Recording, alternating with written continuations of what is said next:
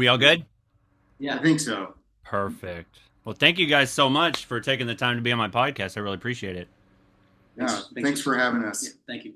And we got Mike. Which one's Mike? Mike Center. There we go. Yep. And then Joe over here and Josh there at the end, right?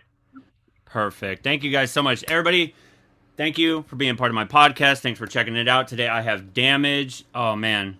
Very excited just because you guys are right there in the midst of the 80s synth punk kind of movement, and you guys are still going on strong.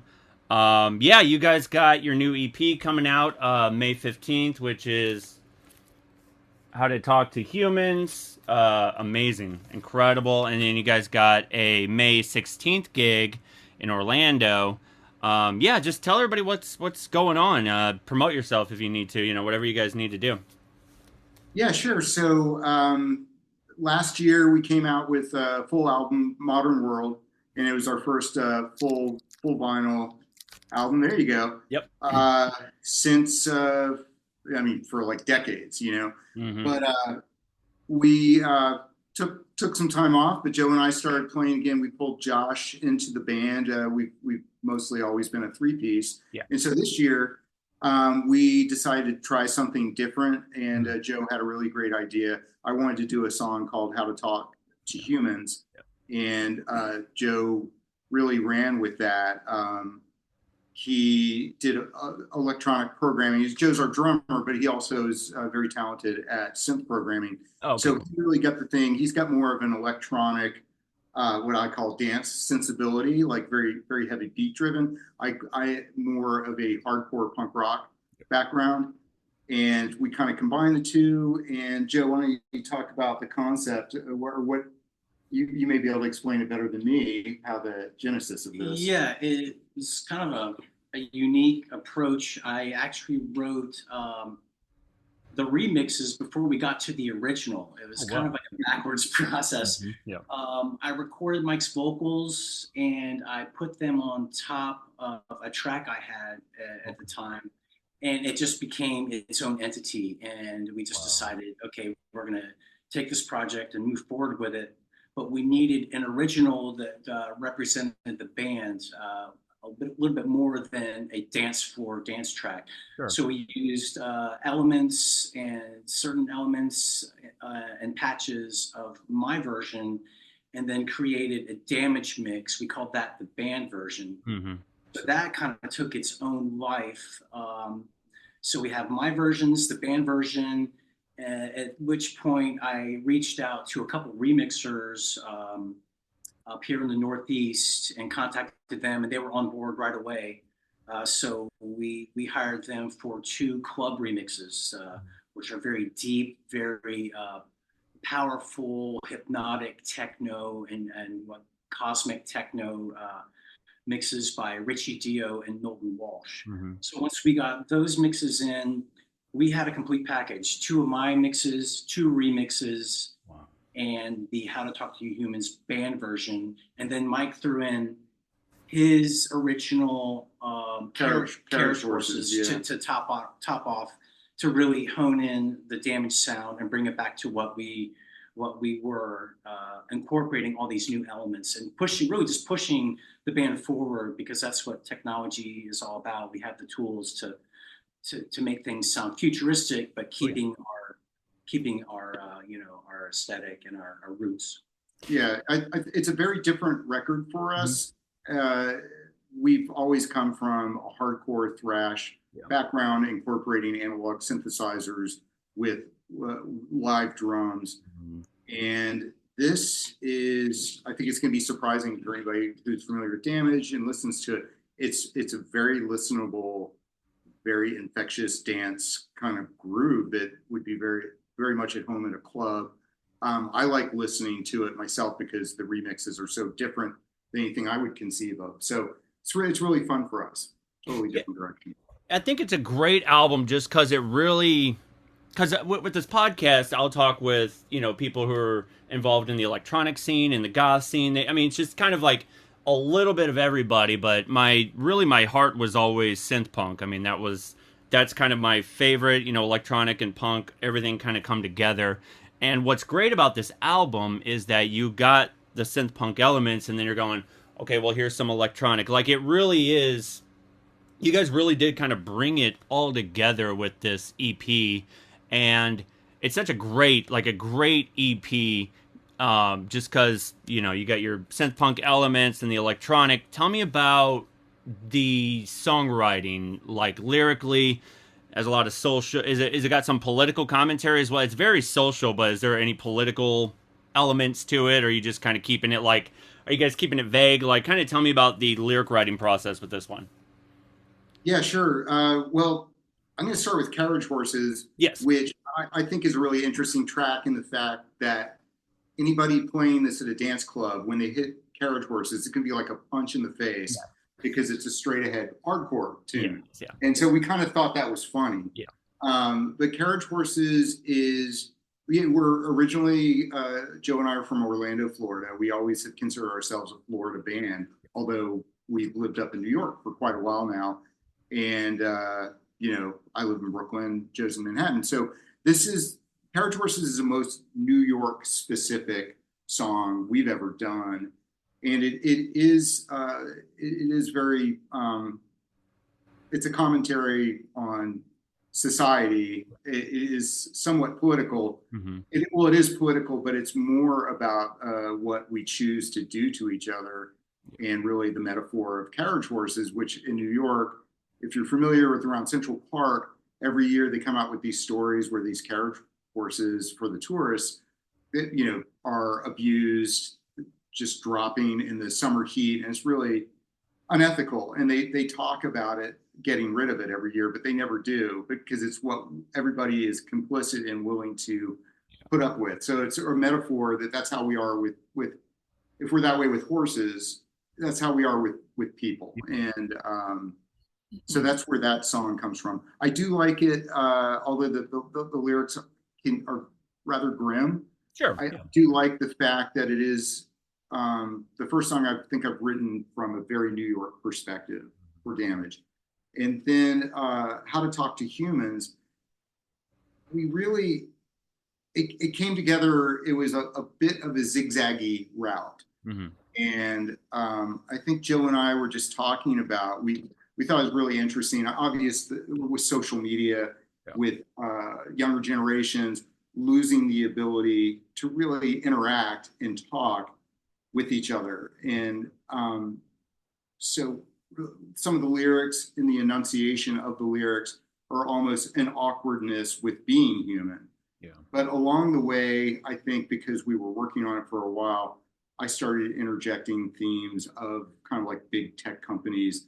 And it's not like this is happening in a vacuum. Yeah. So it's actually according to what these tech companies are for profit, kind of crafting these narratives, whether they be social or political. And it really is kind of wreaking havoc on people's very soft, squishy human brains. So that's where that one comes from. So to me, although the subject matter is very serious, when we play it and performing it, it's actually I feel like it's a really fun kind of a romp, because it changes up so much. So it's very different for us. Also has a bit more of, it doesn't have like a hardcore feel to it, although I would put it in the synth punk category, but it's a little bit different. Borrows from a few kind of synth punk. It's got a little bit of a Gary Newman-ish feel to it. That's exactly what I thought. Yeah. So lyrically, that's where we're coming from. Now, when you get to the remix artists, how they chose to use the samples, it was interesting when it comes back, both interesting and a little bit creepy for me to hear my voice being used in a way that I really think that like Richie Dio and Knowlton like really interpreted what those meant themselves. And to me, it plays out in how they use it, and also how Joe used it in his remixes as well. So it's very subtle, but you can kind of hear how everybody interpret by the placement where they are in the mix. Yep. And so for whatever that is, I think that was an interesting experiment. I've always loved when I like hearing remix albums and hearing what people's kind of interpretation of, like, you kind of get the track and you go, okay, now you have fun with this. You figure out how to kind of make it your own, and it's always exciting to hear and just how unique things get. I think, most remix albums, it's either give or take. Some people kind of get into it and others are just kind of like, well, whatever.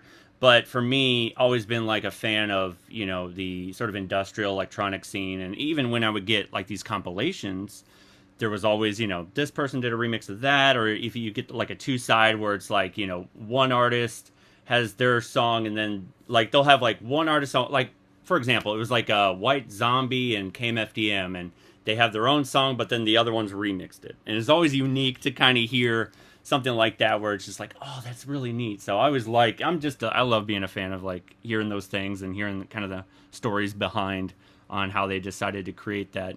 But yeah, it's an incredible EP. I'm really excited. Everybody comes out on May 15th. It's so good, so neat. Musically, lyrically, it's very like up there, and it's very, very relatable, and I'm excited for people to hear it. Modern World was like your guys' kind of big, like, here we are, let's bring it back, that type of shit. So tell me about Modern World and how you were like, okay, so we've been kind of gone for a while, here's our big grand return. Tell me a little bit more about that album. I'm very curious on what you guys kind of had planned for that one. Yeah, the way that came about was Joe and I had been in New York for about a decade and working on independent projects that sometimes we'd share practice space, mm-hmm. Sometimes we would play on each other's projects. Then Joe, for a brief time, had moved to Philly, but we were still in touch. And it really, the genesis of it, I was doing another project, NWSPR, which is my own, just like new wave solar powered robots. And I got I brought my show and tell. Ooh, yes. Everything I do is this Moog Liberation or Moog, if you prefer. Yep. This is my original keyboard from the 80s and 90s. It's been all over the country. It's got a lot of miles on it. Yeah, I got one of my own, so it's. Oh, do you really? Yeah. I can't bring it out or anything, but I got pictures and everything like that of me playing mine. But that thing is. It's heavy. It's a beast. Yes. You really got to you really got to adjust it, especially if you're working and, I've done one where it was like an outside gig and you really got to the heat loves messing with analog gear. So it's one of those things, or even the cold. And it's like, oh my gosh. But it's a beauty. And you got the blue one. I just have a black one. So. Oh, well, this has been many colors at many. Oh, okay, fair enough. That's photographed. This is my original one that I have had since I was, I think, 16 or 17. Wow. And so there's two instruments I always joke around that I will be buried with. I have a Gibson Ripper bass guitar, and I've had, I have Fender Jazz and some different bass guitars I've had, a Jaguar, but I will never sell the Ripper. Yep. And I will never sell this. This is the one piece of gear. Yep. I'll show yours. So not only does Damage, do we have this beautiful beast? Yes. We have two of them, and that's wow. Josh's is the black. Wow. And he's customized a little bit, but we're always having work done on it. So to get back to the original question, really the genesis was that I sent my Liberation off for servicing at the fine folks at Main Drag Music in Brooklyn. Yeah. And did a fantastic job of getting it kind of straightened up. It had some issues. Oh, yeah. And so when I got it back, I started writing music. So on the Liberation, which I hadn't done in a while because it had been wonky.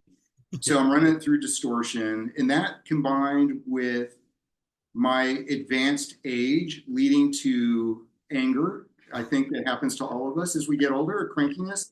Yeah. And current political situation was the perfect combination for a return to synth-punk. And I was angry, and so I'm cranking up the distortion. So I wrote like about 6 or 8 songs, probably more than that, but they were totally like Damage tracks. Mm-hmm. And I've been writing those, and then I got up the nerve to ask Joe, say, hey, you want to, I got my Liberation back, you want to do some Damage stuff? And want to jam? It's time. I Yeah, was, Let's do I it. love it. yeah. So like Joe was like totally all for it. I thought he was going to be like, no, I'm doing some other stuff, but he was all for it, and that was the start. And so we started. So we set up a room with all the equipment, and we started tracking. And I already had these ideas written out for Modern World. The song Modern World, I had that, and a number of other ones. I I think that the last one that came for me was at the last minute. I told Joe, I said, I love the song Clones by Alice Cooper, and I always have wanted to do that. So I quickly hacked that one together. Hmm. And then at the same time, so we're started working that out, and Joe's bringing his magic, the drums in. And then that's when Black Ice, which I think is like one of the best tracks on the album. So There's good. Yeah, versions of I love it. yeah, that's all Joe. Yeah. And so, Joe, why don't you talk about where did Black Ice come in the Yeah. modern world? Interesting story. Yeah. True to its name. So Mike has a small summer house upstate New York with a downstairs basement where we work out of to create new music ideas. It's like a little incubator.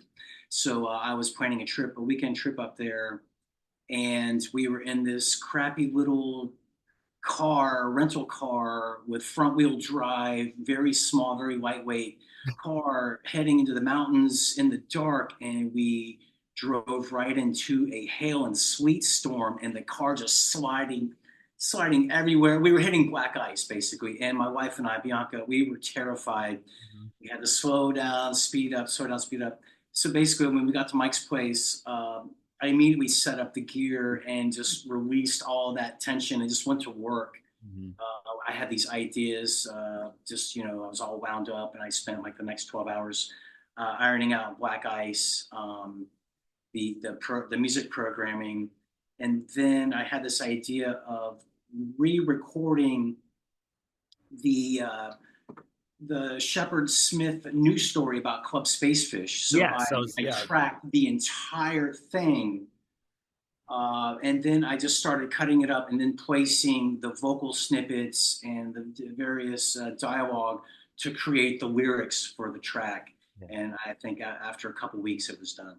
That's so cool, and it's so unique. Your guys' the space fish story behind that. Since we're on the topic, go ahead and kind of divulge into the whole G.G. Allen story. Right. So Joe mentioned Spacefish. So something that's really at the heart of kind of in the middle of our story, the Damage story, is that Damage as a band, we had our own label, Spacefish Records, to handle the business side of things. We started doing show promotion, and we developed this concept called Club Spacefish. Mhm. And at first, it was at a downtown Orlando bar, but it got big enough or popular enough that we moved into our own space, and the three members of Damage we were all partners in it. And Mike Buchanan, who was our bass keyboardist before Josh, Mhm. who went by the name Puke, he was the bartender and in charge of all things bar related. Joe was the DJ and in charge of a lot of the live sound, along with some friends of Puke's. And I ran the kitchen. We had to have a kitchen legally, and so we were equal partners. It was a restaurant and a bar, and so we had a lot of live shows. We had the Dam, 7 Seconds, Big Drill Car, like the Mentors, like every hardcore band back then coming through. We had Pigface. It was on and on and on. And then I got a call from Merle Allen, which is Gigi's brother, Yeah. one day, and he wanted to book a show. So we were talking about it. I was well aware of of Gigi Allen and what he did, but I decided, do we pass up this opportunity or do we go for it? Because I like to think of us as the premier, like the most hardcore, the most alternative in Orlando. Yeah. In on the spectrum of clubs there. Yeah. And so it was an irresistible opportunity. I talked to Merle. He assured me that Gigi would not do the full Monty, like the full Gigi, which I really didn't completely believe, but I kind of wanted to believe for various reasons. Yeah. And I sold the concept, unfortunately, to the guys, to Joe and to Mike Buchanan, Puke. And so they showed up and they did the show. And it basically, we got the police came in. It was way out of hand. It was their everything that Gigi Allen is known for. Mm-hmm.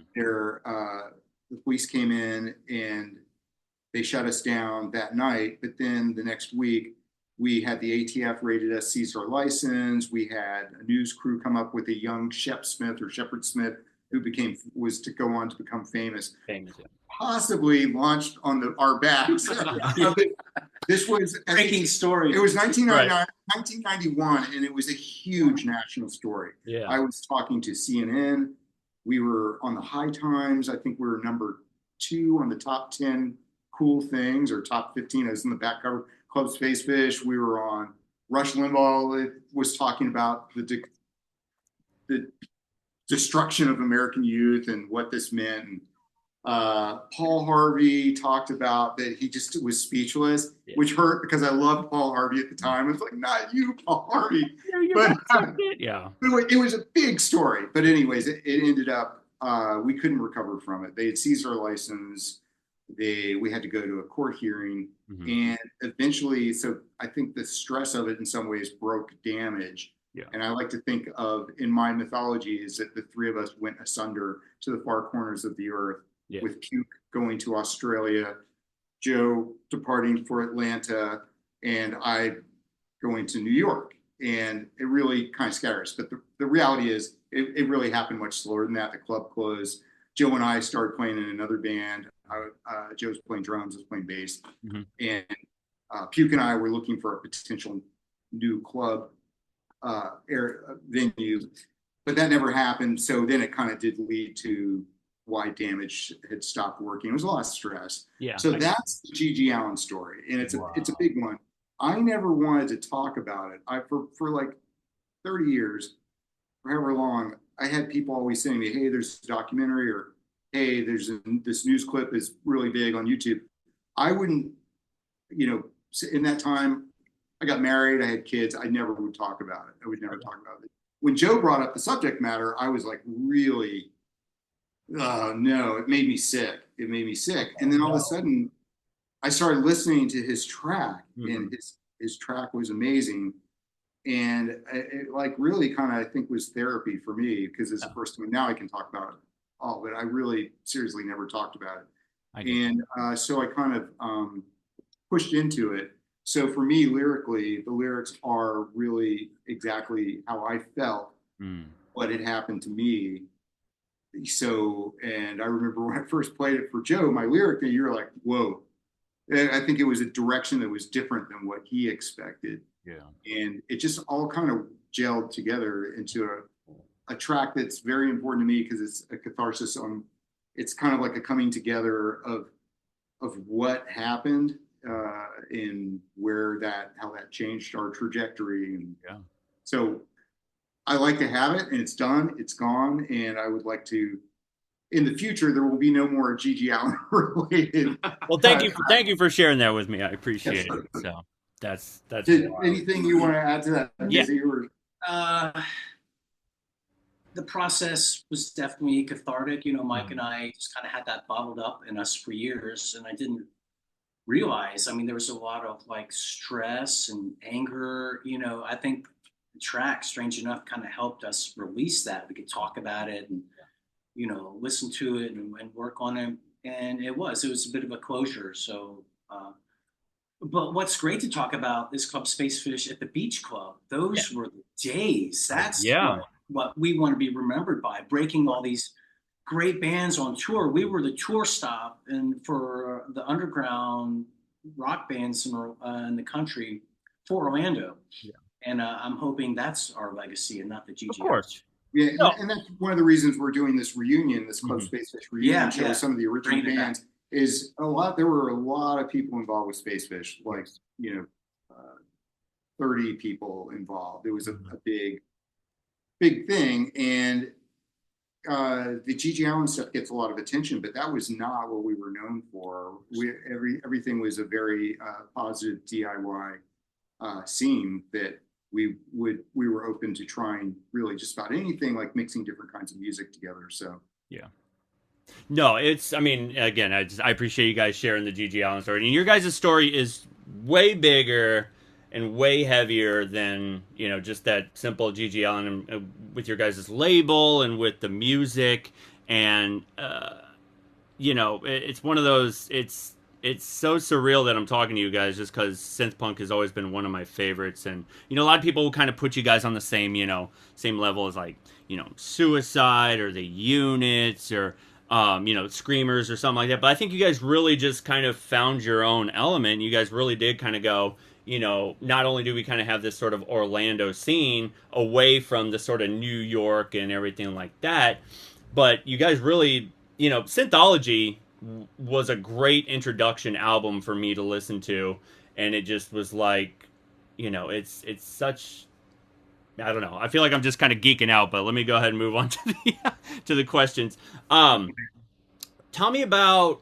I like to give people kind of a backstory, in you three are here, so kind of do your own sort of like individual, like kind of where you started, what you were kind of raised on listening to, and then kind of how you found your own like your own way of music, and then like you checking out punk bands and stuff, you were you listening to your parents' music, and then you kind of go, okay, I found my own thing, and then eventually when you decided to pick up an instrument. So I mean, anybody can kind of start in and kind of do your own backstory, and then we'll yeah, I was gonna say Josh, he seems very quiet, so we'll go ahead and let you start. Yeah. Yeah. So I don't know. I always loved music since I was a kid. Was big Mhm. on the Beatles. My parents had a big Beatles collection. Mhm. Friend of mine in high school gave me a tape by this New York hardcore band called Killing Time, and Mhm. it like blew my mind. I didn't know music could sound like that. I maintain that that tape really changed the trajectory of what I did, both in terms of listening to music and making music. Um, Fast forwarding again, I was in a number of bands in like high school and in college, and I moved to New York City in 1995.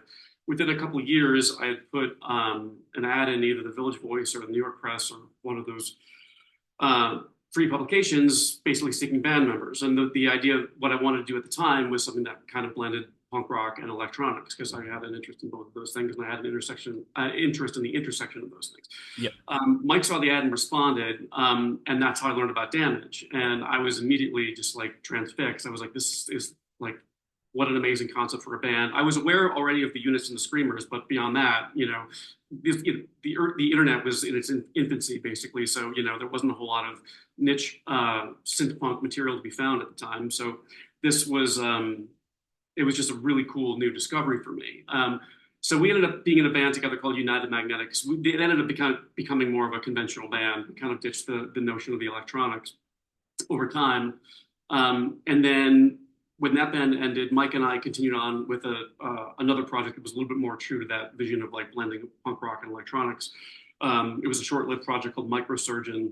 And somewhere in those intervening like 5 or 6 or 7 years, in my obsessive visits to record stores around, in New York City and around the country, you dig deep enough, and eventually you're going to find the Damage discography. And I managed to piece together the Damage discography. And anyway, so where this is kind of going is like it's so cool for me to be a part of this band now, because I was a huge fan of the band before I was a member of the band, and so getting to join, it's just like it's a dream come true. So yeah, That's yeah, awesome. I just want to add to that. Mhm. So Josh, you're originally from Buffalo, right? yeah. Okay, so before you came to New York, and when we were doing United Magnetics, I was playing bass guitar in that band, and Josh was fronting. He was singing, writing the songs. Mhm. It was and playing guitar, and that was a great band. I really loved the songs from that band, and we had an opportunity, or for me, it was a great opportunity. We played every club I had ever dreamed of when I lived in Orlando. Yeah. United Magnetics was constantly playing out, and we played Brownies was one of my favorites. Yeah, we played CBGB. We played CBGB. I had like a meltdown on stage of CBGBs. That was not a good memory. I don't you get a chance. I don't remember You get a that. chance to like play CBGBs. You want it to be good, and I did not nail it. Anyway, but we won't go there. We won't played go the there. Pyramid Club. We played Coney Island High. Yeah. Multiple times. Brownies. Continental. Continental. Yeah. Yeah. What were your favorite? Brownies was always great. Brownies had great Brownies. sound, and they always treated us really well, I thought. And yeah, Coney Island High was a lot of fun. I remember that was a really like professionally run. These are all clubs that sadly are like no longer around. Yeah. Oh yeah, but it's same around here too. We lost Creepy Crawl and Mississippi Nights and stuff like that. So yeah. These were all the classic East Village punk and hardcore of the time. So that's like was the pinnacle, and we were playing. So that was really fun. And then one last thing to add with our history was we ended up when we started doing the other electronic project, we were renting rehearsal space for Anton Fier, the famous drummer. Yeah. And so we shared space with him and some other musicians.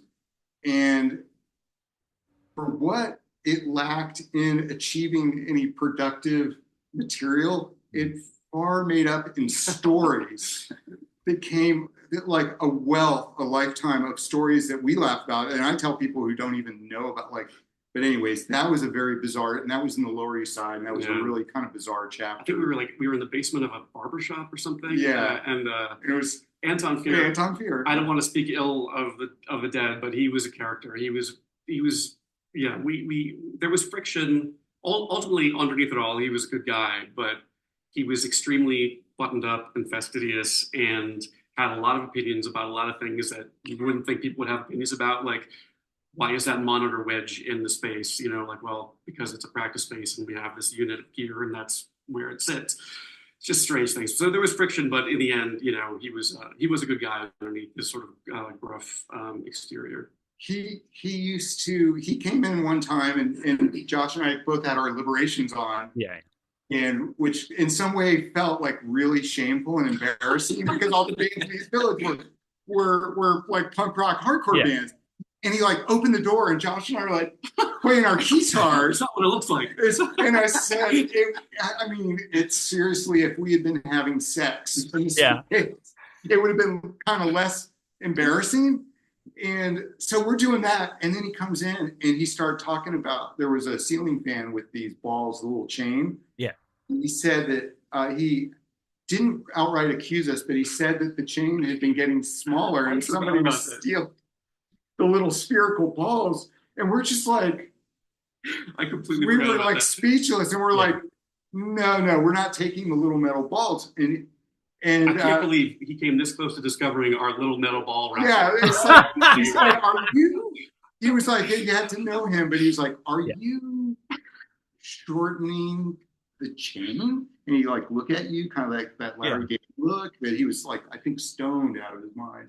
Could have been. And then we were just like, no. And then of course, when somebody, you kind of you're so guilty, you feel guilty by the accusation. We're like, no, we would never take that. But in hindsight, I was a lot of time was kind of giving him I don't know if I was kind of snotty to him. I didn't fully realize the importance of his contributions to music. I was very ignorant. So I always look back at that, I was real dick, for not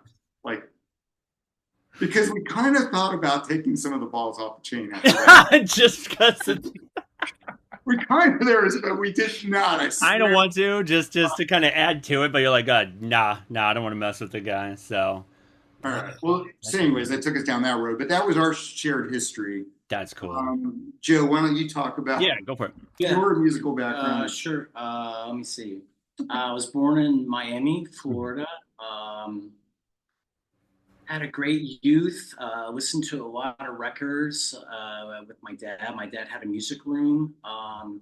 I was going roller skating a lot, where I was exposed to a lot of the DJs in these roller rinks. And I think that was my early exposure with the fascination of DJ music, which was disco. But I didn't care. It was just amazing watching these guys do the work.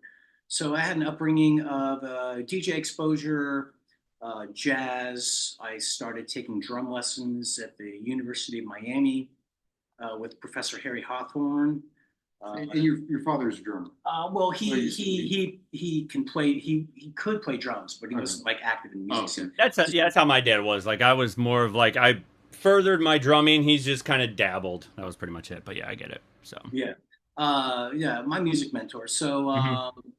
uh, basically, we moved to Orlando at the best time, Mhm. right when the 80s were breaking, and there was this punk scene, this preppy punk thing happening that I was, observing when I entered high school, and it was just the perfect time to be in Orlando. The Informant, these magazines you would see around town. It's like a punk zine by 3 Star. So we started learning about these shows at the Warehouse by Robin Van Arsdale, Robin and Regina. I started tapping into the underground punk scene, and for whatever reason, that's just what I gravitated to. And I started buying records and going to all the record stores and just seeking things out. So I went from like a disco observer to discovering early punk, Yeah. and my world just started forming around me. And Mike found me in my junior year of high school, and I joined Damage my 11th grade, and we just went for it. For years, we just took off. It was a great band back then. I was so happy to join it, Yeah. and it just my world changed at that point. Mhm. And what else? Do you remember any of your first early like records you were listening to Yeah. back then? Or? Yeah, I think my first remix was Fishbone Party at Ground Zero. Wow. Yeah, and there was a dub on the B side Oh. and extended all this cool production. I think maybe Shep Pettibone may have done it. Yeah. Just all these cool effects and cuts and fades, and I think I just started collecting records at that point. Yeah. And then when like Acid House started coming over from the UK, Yep. there was a club called the Beecham Theatre, which there was a parallel between what was happening in London and Manchester and Orlando. Mhm. The Summer of Love Part Two, Mhm. late 80s. Yep. We were exposed to that. I was just fascinated with DJ culture since my early years. Yeah. And that really brought it home. And then all these records started coming to Orlando from the distributors, and we would buy these records. And I just started collecting more 12 inches, a lot of stuff from the UK. Dang. And I just bought my first 1200, I think, in 1990, and I became a DJ at that time. And that Wow. was it. My career started at the parties at Mike's house. I DJ'd the house parties, and they were fucking wild. Would you just play like pretty much anything? Like you'll go from dub to acid house to any. Yeah, I think at the house parties, less acid house. That was my personal collection. I Okay. did introduce that music to Club Spacefish Okay. minimally. It was a lot of hip hop, a lot of Run Okay. DMC, EPMD, a lot of punk, a lot of college rock, because we went to CMJ and NMS up in New York, and we were members. So we were gifted these huge caches of music, and we would take them back, and I would break these records and these tracks that we got in New York Uh-huh. at Club Spacefish, both at the parties and then when we started booking. I was of the idea, along with my peers, to break new music. Mm-hmm. We all wanted to break new music, and we did. We seeked out the music and we QC'd it, and then we programmed it into our sets. Mm-hmm.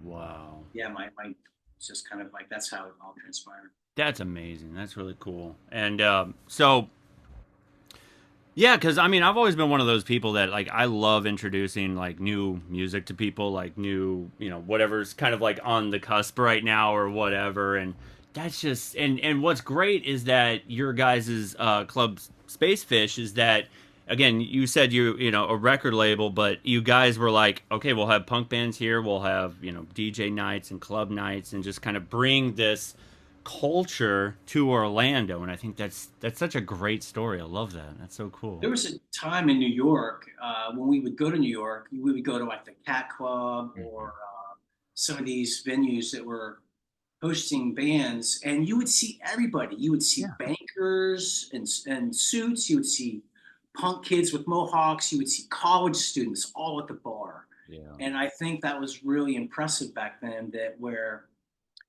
people just went for the culture and they stayed the whole night. And it wasn't like you went to see this one band. I mean, people just went and they stayed. And I kind of miss that. I miss the cross culture of different groups and in one room just to be there. Yeah.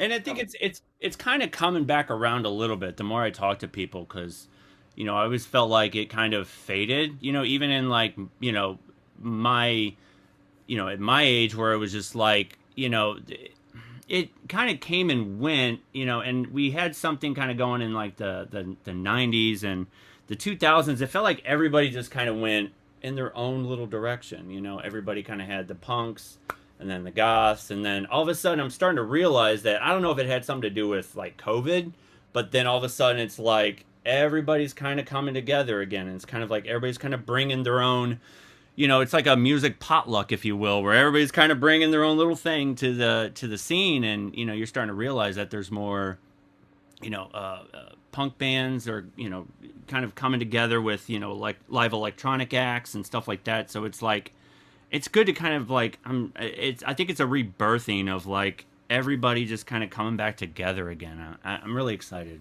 about that. So yeah, that's cool. Cool to hear. Mike, go for it. Oh, now I totally zoned out. Yeah. I think that kind of like for Damage, when we started out, I would say that first of all, there was like what I think of as proto Damage, which was when I was in high school, and it's very experimental, and it eventually evolved into more like punk rock played on monophonic synthesizers. So it was different people. It was me. Mike Buchanan was in that iteration, but we were still in high school, and it was not yet like really totally influenced by hardcore. We were more influenced by like Sex Pistols. We're talking like 1982. The Vibrators were really influential with us. And so then, as Joe mentioned, the warehouse shows started, which were a big deal. Robin and Regina, Robin Van Arsdale was this artist who started using his warehouse to bring together these bands, hardcore bands, predominantly in the early 80s. And so at that point, Damage, we were moving more in a hardcore direction. And I had a high school buddy of mine at the time, Jack McGowan, really great drummer. I always describe him as just very savage, just very like beating a lot of toms, and he had a very heavy intensity that lent itself well for what we're trying to do. And he's on our first 7-inch. I think that came out in maybe 83, 84. I call it Polar Bears on the Beach. It didn't really have a name, but it had Polar Bears on the Beach on it. So Jack's on that, and he played the early warehouse shows. And then as time was moving on, I was really getting more into hardcore. And wanted to play hardcore. And Jack really had that's not where his roots were. So I saw Joe playing with this band called, I think it was Morning Sickness. They're unreal. I mean, just really, like, Joe is such a great drummer for playing fast beats. And I feel kind of bad that we stole Joe, who is like the heart of that band. But I saw him and I was like, and then things, we kind of swapped out, and Jack was out of the band at that time. He was very much into photography, and he kind of gravitated more in that artistic direction. But yeah, so that was kind of transformational, and then Damage becoming more of a hardcore band.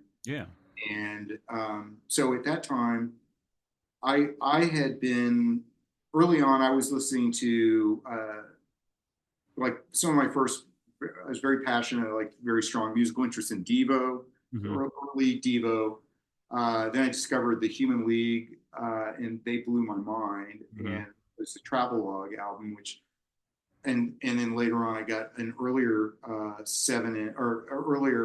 compilation from Fast PVC Productions of very early Human League, where they're playing on monophonic synthesizers. It sounds like it's recorded. It reminded me of early Damage. Yeah. And so I discovered that after the fact. But if anybody listens to Travelogue, the Human League, they have a whole different idea of what the Human League is compared to like Dare, which I love.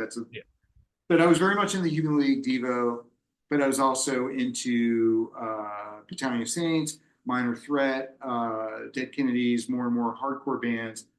And the beauty of growing up in a smaller town is that you're naive enough to not know any better. Yeah. So the concept of Damage was not high concept. It was like, I want to play hardcore on synthesizers, and did not know any better. And luckily, the community was so early in the formation of the punk scene in Winter Park and Orlando that nobody really said we couldn't do it. So it was very nurturing. That's what I was wondering. I was like, how was it like accepted? Was it like, people are like, oh, you can't be punk because you got keyboards and stuff like that, even though it was kind of at a time where it's like you had Devo and stuff like that. But some people are like weird where it's like, oh, you can't be in a band because you got this, that, and the other. Like they always kind of have their gatekeeping thing. So I was always wondered, like, how did that work out for you?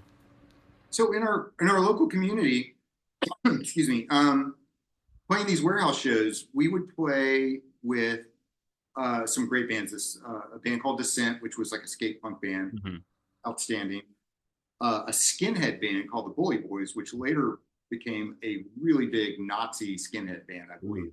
But at the time, they were only kind of marginally Nazi adjacent. Sure. But they were skinhead light, if you will, yeah. Yeah. And we played with Three Guys in a Vibe, Nadine's band. Yeah, it was very eclectic mix of bands, but there was like punk and hardcore bands. And there was no friction. Like we played with the Bully Boys, like a skinhead. Wow. Like kind of like Oi. Yeah. Possibly, I don't remember. I think the name says itself for like the Bully Boys from Yeah. So everybody just accepted it, and we were opening for bands, and so that was very welcomed. And we did get early on, when we tried to reach outside of our maybe Florida, as we were kind of known in Florida. We would get like, I remember Maximum Rock and Roll, their first reaction, Tim Yohannan said, not quite there. He didn't know what to think about it. But then the second, that was on the 7-inch. Okay. When Synthology came out, it was like, he really liked it and kind of stood up for it. Yeah. So this stupidity continued where we were arrogant enough to tour the country. Yeah. And somehow we ended up, it's bizarre. We were like playing our guitars and we were opening for the Adolescents on the road. We were opening for SNF on the tour. Yeah. And I can remember, I'll never forget that we were opening for the Adolescents at the Axiom in Houston, Texas. And it's a huge venue. It was totally packed to the rafters, not because of Damage, but because of the Adolescents. Yeah. But so we're playing the song that it's called Just Won't Pass, but we call it You've Got Your Head Up Your Ass is the actual name.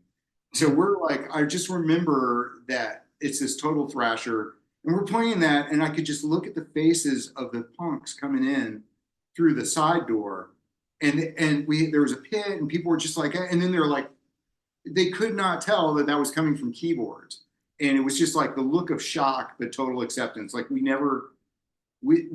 at that show, I remember people giving shit to the Adolescents and them getting into a fight with the audience, but it was just, I don't know why.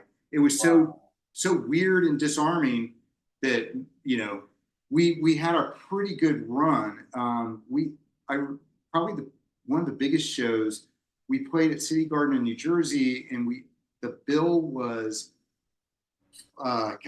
Angry Samoans, which is amazing because I don't think they have Angry Samoans, 7 Seconds, Flaming Lips. Wow. There were early Flaming Lips? Like early, like Noise, Fuzz. They were touring in a van. Yeah, and Damage, and it was at City Garden, and there must have been there were several thousand people there. And it was always just accepted really well. So we never, but people who wrote about music would sometimes go like, no, but everybody who was at a show it it really it was very accepting. So I would say that the greatest outcome for me, since we were really supposed to be talking about music that we liked, Mhm. was that as I got into hardcore, we really got to play with every hardcore band that meant something to me. That's And cool. at some point, we played with them, like Government Issue, Battalion of Saints, Fugazi. Fugazi. Yeah, we played with. Later on, we were playing with post-punk bands like Alien Sex Fiend and stuff. Really Yeah. big shows. Big goth. But yeah, just to be, at that time, being younger, and to get to tour the country and play with all your idols is something that's the for me that it's priceless. That's so cool. I'm gonna say like the power and like the aggression of our shows kind of overrode how we were making the sound. Mm-hmm. I don't think when we were on tour, I don't recall ever being looked at oddly because we were playing keyboards. I mean, the energy was there. Perfect. So it didn't matter. We were accepted at all the punk shows. I remember people liking us all across So cool. the country. That's awesome because it's yeah, man, just it's so cool just because again I've always been a huge fan of like synth punk and I've tried to dabble in it in a way just because I do keys and I do live drums and there's always just that issue where it's like it doesn't feel raw enough in a way, maybe just because it just seems everything's so and I guess I'm so busy trying to polish everything, maybe that's my problem. But again, with the Moog Liberation, one huge pain in the ass for me to record, and but yeah, you really got that like that it's such a great raw monolithic sound. Like tell me about kind of developing that sound, and you guys really just keep the edge and the roughness with it. And tell me about, was it just one of those like just like a process, just a learning curve? Like tell me about how you were like, this is it, we found the sound we found, especially when it comes to keyboards, because it could either go sound cheesy or overly polished, but somehow you found that rawness with it. Tell me about that, kind of finding that. Yeah. Well, one thing I'd say that made it easier for us is that, like I said, we were very naive and we didn't have a template for it. Yeah. And so that allowed us to kind of just try different things. Mm-hmm. It's hard to look back and think of it that way because a lot of bands are doing what we did. Yeah. There's nothing novel about playing aggressive music on synthesizers anymore. Mm-hmm. So, but what I think that when you're talking about synth punk, the gear, the attitude, and the gear is what it comes down to, and that's your approach. Different synth punk bands, whether they use drum machines or how they approach percussion, we had a different approach. Drums were very central to what we did, and Joe was the perfect vehicle for that. So we used to put on all of our albums that something like no drum machines, yep, sequencers, or guitars used or wanted. Wow. And we basically weren't lacking for it. We can't really say that anymore because we use a lot of sequencers. Yeah, you kind of got to keep up with the times. Yeah, I get it. So, but we and we like drum machines, but yeah. But I think that our approach was a successful formula for doing hardcore, mm-hmm, was you couldn't take out the raw aggression of the drums. Right. The second thing is it was the Moog Liberation was at the center of it. Yeah. So before that, I was trying to build my own keytars. I had a Yamaha CS5. Oh, wow. A single oscillator. It was my first synthesizer. Very, very great. I still have one, not the same one. Yeah. But really, really great synth. And monophonic leads you down like a slightly different path. Mm-hmm. But when I got the Liberation, there were certain things about it that lent itself well for what I was doing. First of all, I'm going to geek out on stuff that you know. Please. Mm-hmm. It's a very poorly designed keyboard. It's very subpar. Yeah. For anybody who's thinking of like the Mini Moog or any of these classic, this was not. Yeah. So I'm gonna pull it up here. Go for it, please. So first of all, it's basically a monophonic synthesizer. Mm-hmm. So it's got where it does hold up to the Moog legendary Moog is it's the two oscillators and the filters Mm-hmm. are good. They're decent. But they put in this half-assed motherfucking polybank, which is the antithesis to synth-punk. Yeah. It's kind of, I mean, anybody who's ever heard it, they also did this on their Radio Shack collab.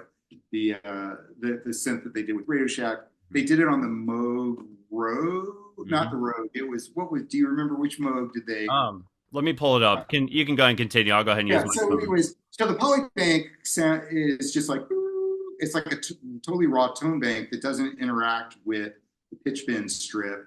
It doesn't interact with certain filtering. It's really weird that it's there. So is it, sorry not to cut you off, is it the realistic Concert Mate MG1? Yeah, the Concert Mate does have that. But there was another one that Moog had. They had like 3 keyboards where they used this really terrible polybank idea. So when you hear it, you're like, okay, well, I own this thing now. What am I going to do with it? Yeah. But when you ran it through distortion, and I was like, oh my God, okay, well, if you played an acoustic guitar, you might think like, well, this is not going to do me very, very good for playing like minor threat or kind of things on an acoustic guitar, even though actually it's kind of rad, but it's the same thing. So you've got this like really lame tone, but when you run it through distortion, it's just like running an acoustic guitar through distortion. All of a sudden it's got bite. So that was number one. Yeah. But number two was when they have this concept of pressure sensitivity. Which was really ambitious at the time, but it's basically one metal bar in the back that all the keys push that same bar, and it is applied to really not dynamics, but or not the volume dynamics, but the filter or pitch. Yes. And it's really horrible. And so it's a blunt instrument. Yeah. So it only makes really horrendous, what I used to call dinosaur screams. So I use those in the synthology quite a bit. When you put these synthesizers, you sync them, the oscillators in sync, it will do something with the filter that makes it really growly, which is awesome. So those two things. And then the final thing was what totally changed everything for me was pitch bend strip would modify the monophonic oscillators, but the polybank would not. So it's the same thing what guitarists do on a guitar when they bend one of the strings but leave the other string, the root note, and I overuse that on every single song if you hear it. And it's because I keep the main oscillators a little bit lower than the poly, run it through distortion, and then constantly in pitch bending, very small amount, to give it this guitar kind of seasoning that no other keyboard would do. So that was like that unlocked the formula for us, and I built all the songs around that. Yeah. And that's why I still use this keyboard. Yeah. So if we move on to other gear, we're kind of departing somewhat from that sound. No, that's okay. Yeah. So. Wow. And have you guys? I was gonna ask, Jubilee of Kindness and Euphoria. You guys thinking about putting that, like re-releasing that? Or you just kind of like thinking about it? Like I was wondering because I was like, I think those are the 2 albums I haven't heard yet. Was Jubilee of Kindness and Euphoria. Are you guys thinking about like re-releasing that? Or are you kind of like thinking about like? We haven't actually, have we? I don't know. I keep suggesting it to these guys. There are certain obstacles having to do with the masters. Okay, fair enough. Am I speaking out of turn? No. I think that this guy lost the masters. I lost the we used to record on 2-inch masters. So we would buy our 2-inch tape, as anybody knows, very expensive. So we'd buy it used, so it was used already. Wow. And it can only be reused so many times. And then we were doing the record label. Sometimes I would record over some of our recordings with the new artists to save money. Yeah. Now, this was stuff that wasn't released. We might have stuff that was different variations. But eventually after Club Spacefish, I was really not in a good place. I was very stuck. And I had a lot of bad stuff was going on. I just actually took all the 2-inch reels and threw them in a dumpster. Wow. And my biggest concern was that it was illegal to dump them, and I was trying to get out of there. But I really threw out everything. Damn. And yeah, it's a kind of a weird thing. I don't know why I Yeah. did that, but it's done. Yeah. So we would have to go back and try to remaster from vinyl, and Yeah. we're going to try to do that. I think probably at some point. That's cool. That'd But be yeah, good to hear. Yeah, for sure. Tell me about I know some things are a little uh heavy to talk about, like life after damage. Is there anything like just kind of like where your path was? Again, you got married, had a kid. Tell me about life after damage. yeah. Well, for me, Damage was always to me musically, it was the biggest and ultimate thing I Yeah. ever did. I had no doubts about that. Even I was playing in a lot of other bands Hmm. and all that, but Damage was, for whatever reason, that was my thing that I was most proud of Yeah. and liked the most. But yeah, I had to leave that for a while. And when I came up to New York, because of I think probably the whole Club Space Fish and Gigi Allen stuff, and just really not wanting to repeat the same mistakes, I really kind of turned away from all of that history. Hmm. And yeah, it's just life. Kind of, I think with a lot of, if you look at a lot of hardcore bands now, they're out there touring. And I think that everybody kind of took a break while they were doing, living life. A lot of them stayed somewhat active, but now I think it's easier as you get older, your kids are growing up, you can dedicate time to it.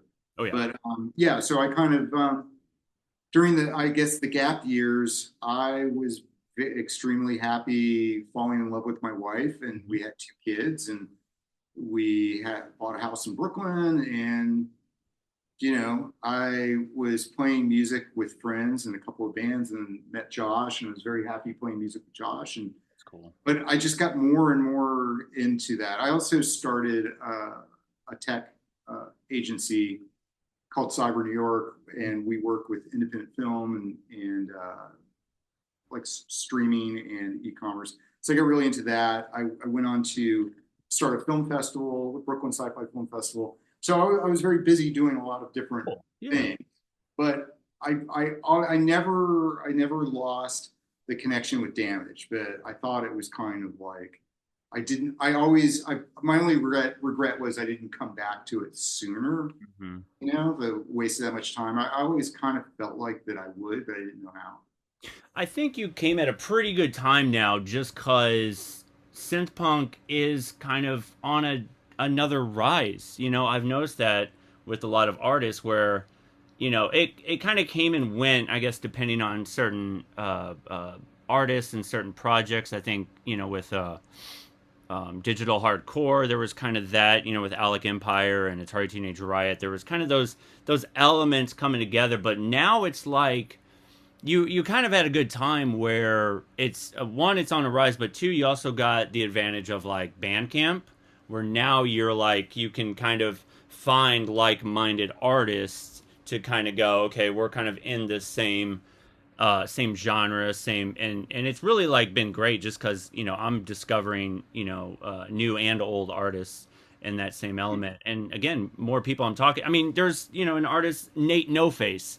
He's a synth punk, and he shared the stage with the acts of like Limp Bizkit and stuff like that. So you kind of get in these. It's coming around, and it's being very well accepted at it. Because when I started doing, getting the idea of wanting to do synth punk, it was just like, well, I don't know, like it was at a weird time where if you were doing electronic music, it was like you had to be a DJ. That was it. If you bring live electronics on stage, people, especially, I mean, everywhere else, if I had the money to go to tour anywhere else, probably a little bit more. But here, at least in the Midwest, in St. Louis, it's like, what, you're not a DJ? What are you doing? Like, so again, I think you really came at a very good time, honestly. So good for you guys. So, and Joe, what Yeah, about you? go ahead, Joe. Joe was much more active musically than I was Yeah, let during me the off see. years. You were all over the place. Yeah, the club closed. I packed up the truck with my drums and my records. I Mhm. moved to Atlanta. I immediately started DJing underground clubs. One of them called Madhouse, which was Wow. basically the rave hub of Atlanta at the old 688 space. So I kind of fell into that crew. I was a Pied Piper of sorts. I lived in Atlanta, Asheville, North Carolina. I did some DJing and played in bands then. Wow. There, I moved out to San Francisco. I drove all the way out there, and I just kind of just traveled around the country, setting up shop, playing music for people, getting DJ gigs wherever I could, joining bands. Just always in the scene, collecting gear, collaborating with friends, working in recording studios. After SF, I moved back to Orlando and then New York. So, just kind of traveled around, spreading my sound. Yeah. And then did you guys always kind of stay connected, both of you? Like now that you guys live in New York, you're like, did you kind of like? Yeah, when I moved back, Mhm. there were people that brought us together, and it just finally happened. It was just, Mike Lum brought us to meet at a bar, and that was the first time I saw you after so many years. Yeah, there was no contact during Joe's wandering years. I would only hear rumors. He's in Atlanta. He's in San Francisco. He's in North Carolina. I was seriously. It wasn't until he came back to New York. That's so cool. That's awesome, and it's so cool that you guys like came back. And what do you feel like when you were kind of like on your wandering years? What did you take in? What did you absorb? And any like like words of wisdom, anything that you learned musically? Kind of tell me where between the end of Damage and kind of where you are now. What do you feel like you were kind of taking in and absorbing? Were you kind of working things out mentally, like therapy, or were you just kind of, like, was it like kung fu where you're just kind of taking in everything and just kind of living life, on the road? I think just like moving forward, Mm-hmm. not really looking back. It was kind of a dark time. It was a difficult time for us. So I think the fact of letting all of that go and seeing what's out there. I loved to DJ and I loved collecting records. I had a pretty good collection, and I just used that to my advantage because back then there weren't a lot of DJs like there are now, and those records were really hard to find. Those single white labels coming from Manchester and London, I have a lot of those. Wow. And when you go to a different city, that becomes a bit of an asset. Like you have a classic sound, and I just kind of use that to my advantage. But just trying to move forward, and learn more about production. I got more into recording, Okay. Self-taught. And I did go to recording school in Orlando. It's called Artie. Mm-hmm. But what could I glean from all that? Just look for the bright side in music, meeting people, getting out there, playing gigs. Yeah, just going forward. There you go. Perfect. Yeah, and I think that's great. Josh, I feel like I'm leaving you out on a lot of things. These guys have the history. No, you're good. Why do you?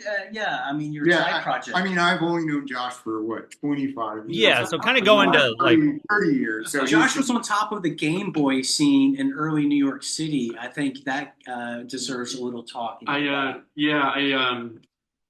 From around 2001 until recently. I guess the project's not really over. I was pretty heavily involved in doing chip style music, which is chip music done on like Game Boys or old, video game consoles or old home computers, which appealed to me for a lot of the same ways, in different ways, but for a lot of the same reasons as bands like Damage appealed to me, which is it was a very punk rock community. It was a very DIY chiptune music. Yeah, I know what you're talking about. Yeah. I love it. And so the attitude was very punk, and it was a really interesting kind of overlap of like punk sensibilities and synthesis, electronic music, in a really distinctive way. And anyway, so that was that project. I was recording music and performing under the name Bit Shifter, and that project ended up, to my own absolute astonishment, kind of growing legs and wheels, and I ended up being able to do a lot of touring. My friend Jeremiah and I, we did a DIY world tour. We flew. One of the great things about the chip music scene, and I swear I won't go on and on about this, is please do. Like, don't ever feel like you can't go into things, because believe me, I'm all about just talk about anything, everything, all at once. I don't care. So Yeah, well, I'll keep it brief. But one of the great things about the chip music scene that I think was new to me, and I think frankly was probably new to a lot of musicians at the time. We're talking about the early 2000s. Was it was very decentralized. mm-hmm. You had excuse me, you had people all over the world who were doing this and like meeting on like whether it's internet message boards or forums or email lists or whatever else. Which was great because you kind of had a built-in network of people when if you decided to like do something crazy, like take your Game Boy, throw it in a bag, and go on tour, Mm-hmm. you got this already existing network of contacts all over the place. Like so my friend Jeremiah and I, we kind of realized that like what's stopping us from doing this, and kind of what these guys were talking about before about kind of the naivete of like not knowing any better or not knowing what you can't do. Jeremiah and I were like, why don't we just do a world tour and like why don't we just book gigs in these various cities. We'll head eastward and we will continue eastward until we get back home. And we did that. And we look back on it now. We're just like, how did we do that? Like, it's just, but we didn't know that it couldn't be done. So we did it. So that became that was never intended to be my primary project. Really, my heart has always been in like kind of a punk rock and roll, aesthetic that involves electronics in some way. A lot of the bands I was listening to, although there weren't that many, were bands who were kind of trafficking in that area. But then the Bit Shifter project ended up becoming kind of my main project for about 15 or 20 years. Wow. But I was really by the end of it. I mean, I can say end. The project's not officially like done, but I'm just a lot less active with it now. But I toward the end there, I was just really missing doing rock music. I was like, this Game Boy thing is cool. It's super fun. It's geeky. It's like, it's DIY and it's punk rock and all these other ways. But I'm like, Yeah, it's great. I'm like, I need to do rock music again. And so I was just overjoyed when Mike invited me to join the band, because you don't always get to join your favorite band, and I get to do that. So it's pretty great. That's awesome. And I've always been a fan of like the chiptune, like the sound, and it does have its own sort of punk roots. Like it's very simple, it's very small and very niche. And it's funny because it was like, I think I kind of listened a little bit, but then I think Beck did like an entire like chiptune remix album. He did. A friend of mine, Pazzo Ram, did one of the remixes on that footage. And this will sound like I'm patting myself on the back. No, go ahead. It's actually a failure. I was originally contacted. I was one of the musicians that I guess Beck's management or label, I don't remember now. They were doing outreach to a bunch of chiptune musicians, but we didn't know who they were representing. They're like, would you be interested in doing a remix for a fairly high profile artist? And I was like, oh, this is an exciting email to get. I was like, sure, I'd love to know more about it.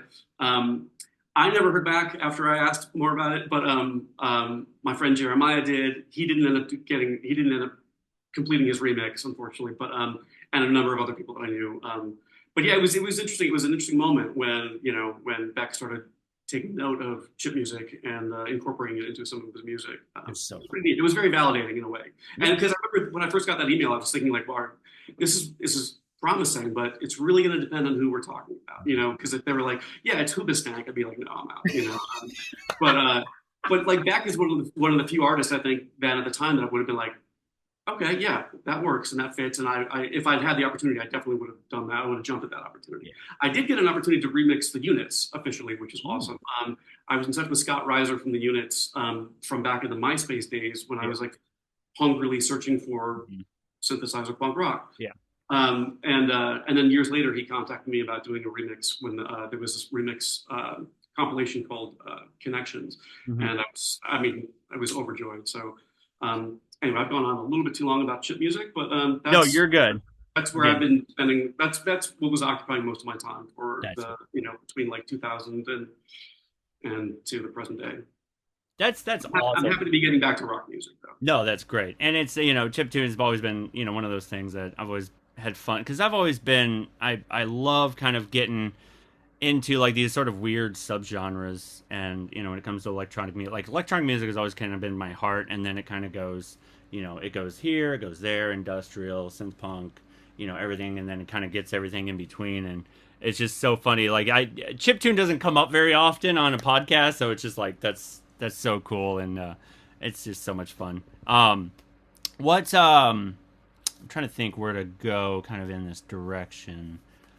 Is there kind of musically, is there a bit of a difference between the sort of, punk scene in Orlando versus New York? Do you guys not really notice a difference? Kind of tell me, kind of what, especially like, I'm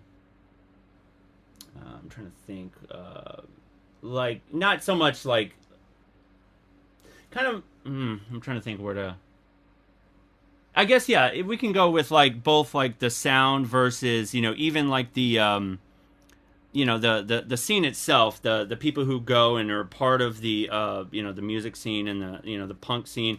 Did you guys notice there being much of a difference, or does it seem to be pretty much the same? Does that make sense? Well, yeah, it's, I don't know. I mean, there's definitely a difference, but I don't have an objective Okay. opinion because Orlando, and it had like an amazingly creative music scene that punched way above its weight. Mm-hmm. And part of it was because, and it sounds kind of silly, but just given the geography of Florida, Yeah. a lot of bands did not come down. Were not initially coming down the peninsula. Right. So it's kind of like the Galapagos Island of alternative music where things evolved in its own isolation. And Orlando was, as Joe mentioned, was incredibly fertile ground for lots of different ideas from people who didn't know any better and were just doing anything. So all of these different bands would play together and would kind of cross-pollinate these styles. And it was really great. So that was, I feel very fortunate to have been a part of that. But now I've been up in New York for a long time. When I go back, the music scene in Orlando and Winter Park, where I'm from, suburb of Orlando, is huge. It's only grown larger and more fertile for different kinds. So it's still an amazing music scene that is welcoming, accessible, collaborative, and things that I personally was never able to experience up in New York. And that might be because I was a big fish in a small pond coming up and becoming a microscopic paramecium in a giant, ocean. Yeah. But there's been a time span. So I got up here, it was the late 90s when I met Josh. The music scene of that time for me seemed like a very fertile New York music scene. Yeah. Of course, that can be absurd because coming out of like before the 80s, the 70s, the 80s, when has New York not really had like an amazing music scene? But when I came up, it was kind of like a really good time for us to be doing like our brand of hardcore and melodic hardcore, and it was accessible and I really enjoyed it. But really, that was kind of at the tail end as you start to see CB's left. And although there were great bands to come out after that, I do think that in New York, I could be totally wrong about this because it's just my it's fine. Your observation, yeah. Late 90s, early 2000 was kind of like not really a scene. You just had these bands that were really big that somehow came out of somewhere, but it was like the indie rock, the sort of New York indie rock, and then there was that sort of like dance punk thing that was kind of going on. Like I had one band on this week, ARE Weapon, and they were kind of the sort of kind of the bad boys, I guess, of like the sort of dance punk in synth punk kind of thing, like in the beginning where they were signed to like what was it? Oh my, Rough Trade. And they were like, it was kind of a weird time then where it was, you kind of had the sort of growing indie rock scene with like the Strokes and the Yeah Yeah Yeahs and stuff, but I don't think was punk even like a thing back then? I don't remember any punk bands really coming out, especially in that sort of pop punk and everything that was kind of in the thriving era of 2000s. But anyways, go ahead. Sorry, I'm just kind of. I think that definitely punk, the sense of punk and hardcore for the most part was dismissed. So it wasn't really a thing. Yeah. It kind of got, now once again, this is my opinion. Yeah. It kind of got replaced by college rock, rock, alternative rock. Mm-hmm. Everybody thought they were very much in a hurry to get to that next thing for the bands. Yeah. And that led to a lot of really great hardcore bands either gravitating towards metal or gravitating towards other forms of like more college rock. Yeah. And, too many to name. And I think that they're really, music industry wide, that period of time was a time of shift where you went from this really like these incubators of independent thinking, like in Albuquerque, New Mexico, and Phoenix, Arizona, and Oxnard, California, like all over. There were great scenes everywhere, into this kind of like corporate rock. And I do kind of lump in like the yeahs, the hives. Oh yeah, that. no, I agree. It just seemed to kind of like pop up out of no, I don't know. But also, I mean, I probably wasn't a part of that, but I felt like we were at the tail end where there actually was still in New York was a community. But also from my perspective, in Orlando being a much smaller population, when you come to New York, it's really like many scenes. Mm-hmm. And I read about this one club in Brooklyn, not too far from where I live now, is being like the CBGBs of Brooklyn, and how all of these bands came out of that. But I never knew about that, and so there was lots. I don't think I know about it either. I would have to. It was actually in the Brooklyn paper, and I was reading about Recently? it. No, about a year ago, and I was like, but not to get into a side discussion. My friend Ben, who came up in the New York hardcore, he was like, oh yeah, he's friends with Agnostic Front and everybody. But so I do think that there was a feeling that you had to move on. Everybody was like saying punk is dead.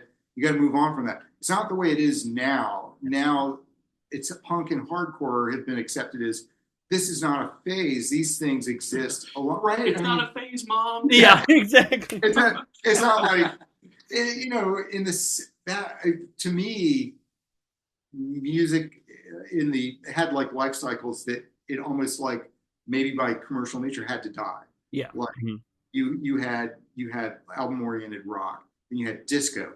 Well, disco had to die, even though it never did. And then new wave. Well, new wave has to die in punk. There was always this isolated, but it never really. And now we're in a period of time where all these things coexist. Like now it's like synth wave, dark wave. Everything can exist and find its audience. But with that, you can lose a sense of maybe community because it's so widely fractured. There's less to differentiate, or less that you can claim to make you unique because prevailing attitude is one of like blending a bunch of things. And hearing you talk about the chiptune scene, it's like it sounds like to me that kind of community that gelled it was together, great. It was that went across. It was across the world. And, so that was kind of like the punk rock scene. So, but then also there's a natural progression in my life where I am not hanging out at clubs. Yeah. So I am not an expert by any means. I would not. I do know that there are many very rich scenes in New York. I know that I am not invited. I probably look like a narc, so nobody wants me there, and that's cool. So I'm not an authority on it, but that's as far as my perspective. But I do think that music in New York is in a better place now than maybe it was in the country in general. I think that the end of the 90s and all was kind of a weird, funky time for everybody. My thoughts. Yeah, again, from a one person's subjective opinion, I think you're right. And I think I kind of look at it as like, you mentioned like certain genres of music will appear, they will gain momentum and then kind of go away. I think that like kind of the late 90s into the early 2000s was kind of one of those periods where everyone was sort of transitioning. Like people were tired of hearing melodic punk rock. They were tired of hearing pop punk. I don't blame them. I was too. And it's basically what we were doing. We were making pop punk essentially. So I think people naturally kind of just it gets stale, or it's less news, so it's less exciting. It's more tried and true, which makes it arguably borderline boring. And other things are popping up that maybe get people's attention more. But I think that was maybe a period where people were kind of transitioning out of, just speaking in very broad terms. I think people may be tired of punk rock and were hungry for a new thing and hadn't found it yet. You had mentioned before about like ARE weapons, and it made me remember a term I hadn't thought of in a long time, Electro Clash, Yeah, which I Electro think was Clash. like it was like I think it was like I don't pretend to know the origin of the term. Sure. It always kind of bothered me because it just seemed like it was some major label marketing person's attempt to like coin a term, and I like it. Yeah. I have a feeling it's probably what it was. And I remember thinking, like, hearing about it and getting excited because it seemed like, in its description, it seems like it is like a kind of a more punk rock attitude applied to electronic music. Yeah. But like, and I bought some compilations or like some records, and I always kind of felt like let down by it. I was like, this Mhm. isn't this. It's like either it wasn't punk enough or just it was too tame. I thought, Yeah. and and I found that to be true even with stuff like Atari Teenage Riot. I'm on a digression here. I apologize. No, It's just please continue. Yeah. Yeah. observing like I think around the early 2000s, people were interested in like maybe a punk rock attitude applied to a different thing, and I think Electroclash kind of came out of that mindset. But even when you had bands like Atari Teenage Riot, I also felt like this is closer, but it's not quite. You know, to me, it felt a little bit forced. Atari Teenage Riot always seemed a little bit like they were trying too hard to be Yeah. punk. So kind of but you know, they did all their stuff on Commodore Amigas, so there was a certain like kind of like chiptune, you know, adjacent point of interest for me. But I always felt like it was too ham-handed of a collision of punk rock and and electronic music. And yeah, I'm way off on this digression now. Anyway, Sure, you're fine. um, but uh, but I think it was interesting in hindsight to sort of see how the sort of zeitgeist changed, you know, over from like 2000 into the present day. And I think to your point, I think you're right. I think that like now it's kind of a great period of like anything goes in music. There's not a lot of, you know, people saying, oh, well, you can't do that with that style of music, or you can't, you know, I think it's pretty great to see. Like, I'm a big fan of this band Homefront, if you're familiar. They're a Canadian punk rock band, but they're also very new wave in a way. They have a really punk rock attitude, but they're really melodic and tons of synthesizers all over the records. And so it's interesting to see, and to me, it's very gratifying to see like those things finally coming together. Yeah. And while we're talking about the different scenes and everything like that, Joe, what did you kind of take in when you were kind of the sort of wandering musician and everything? Did you notice kind of a music scenes kind of coming and going? Were you kind of more involved in the sort of DJ electronic scene where it's kind of always kind of had this sort of like, you know, like there was the rave scene, and then, you know, that it kind of came and went, and like the sort of, again, with the Electro Clash, that kind of was more kind of brought in with the sort of ravey type scene, a little bit less, more punk rock, more dance based, you know, and then you'll find bands like, you know, groups like Justice and stuff like that. But, you know, I'm babbling. Joe, what did you notice about the sort of shift in music scenes as you kind of moved from, you know, Orlando to New York and kind of everything in between? Did you notice any difference at all? Uh, I remember just really wholeheartedly engaging the DJ movement at Okay, that time. fair enough. I was either like fully DJing, or then I would move to playing drums and bands. I just Okay. always kind of oscillated between a couple different scenes because they're generally kind of different. You know, a lot of musicians aren't out there playing nightclubs late at night, and vice versa. In San Francisco, I joined a punk band called the Leather Pills, and I did that for several years. And on top of DJing all the clubs, it just kind of all intertwined. I think I Okay. just go to where I feel comfortable with the people that I work with. As far as how things evolved, yeah, I've just been really diverse as far as both my drumming. You know, I played in a acid jazz trio in Asheville. Wow. So that's not very punk, but it was really satisfying. Yeah, sure. Yeah, I played with a fella named Tyler Ramsey, Hmm. super talented musician. He went on to play with Band of Horses for I think about 10 years, and then he broke from them.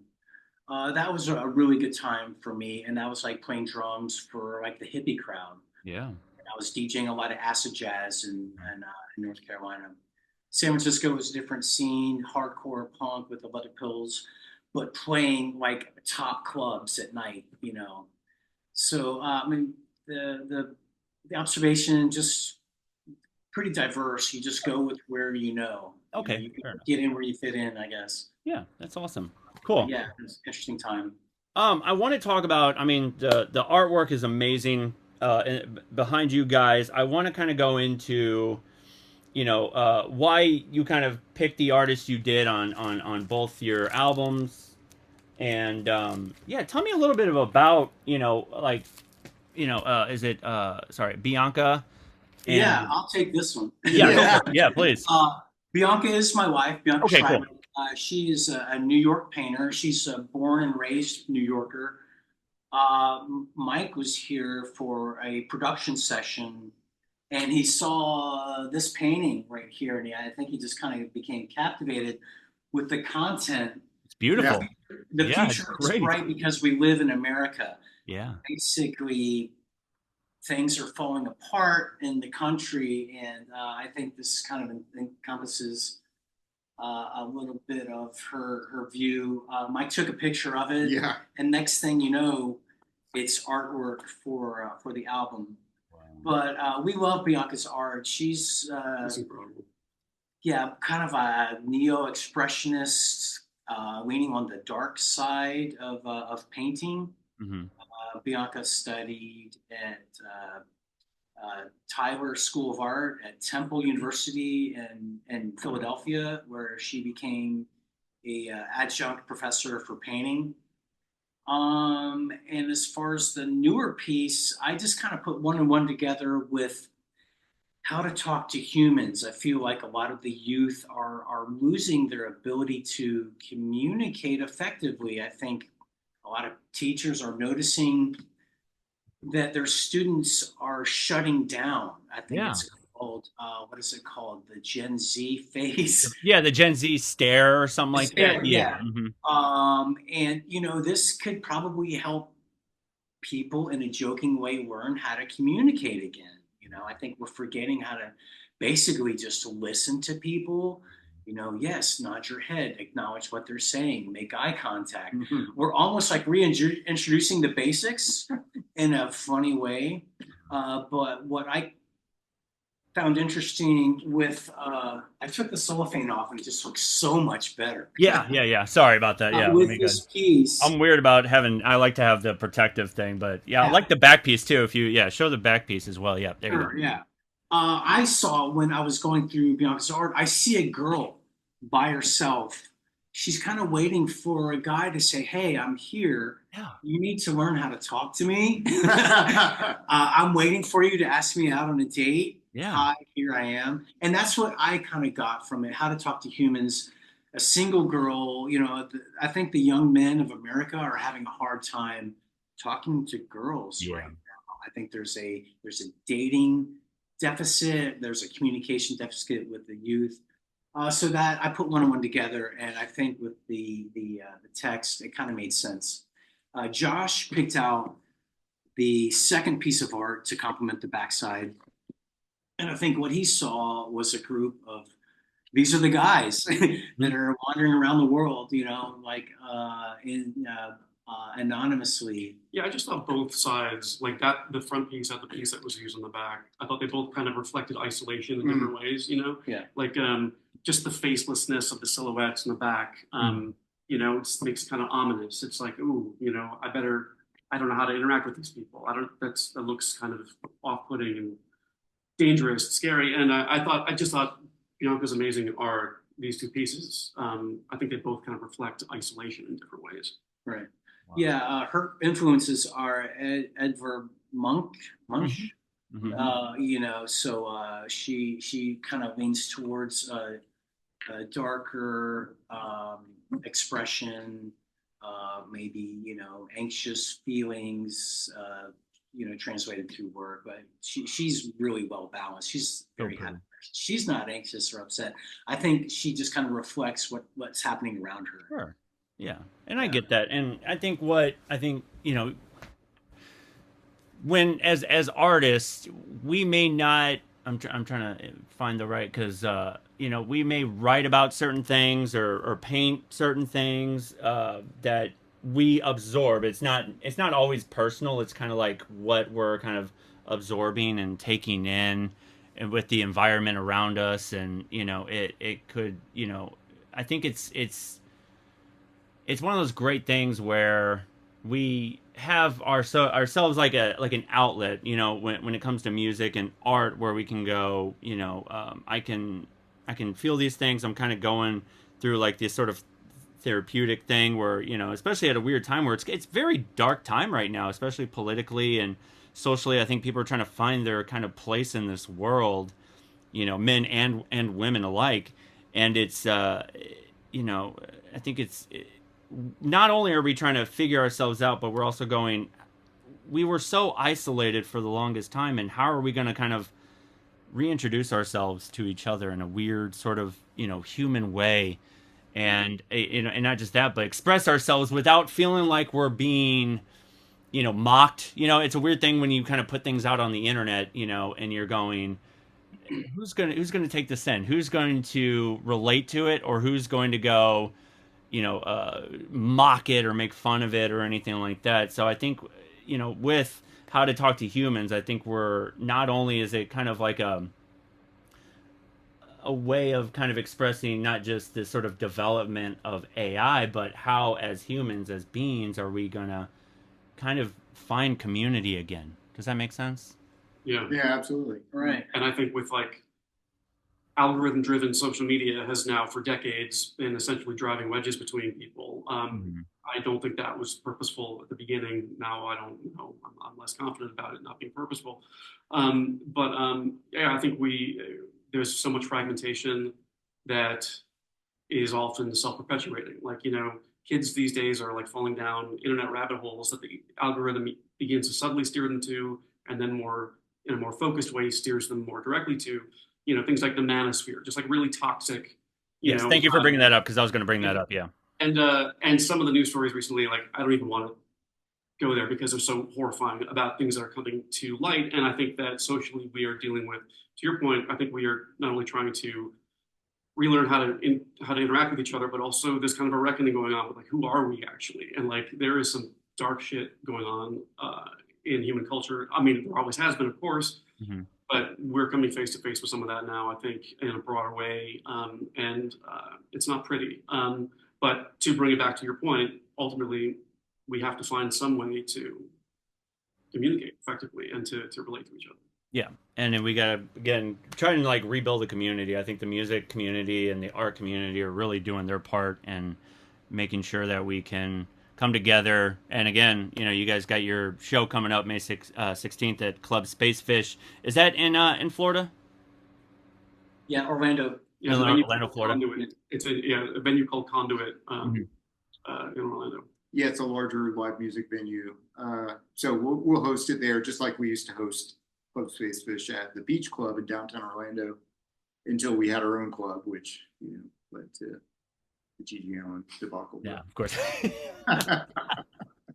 No, I think that's great that you guys are. Do you plan on like taking it on the road? Or are you just kind of feeling things out for now when it comes to damage?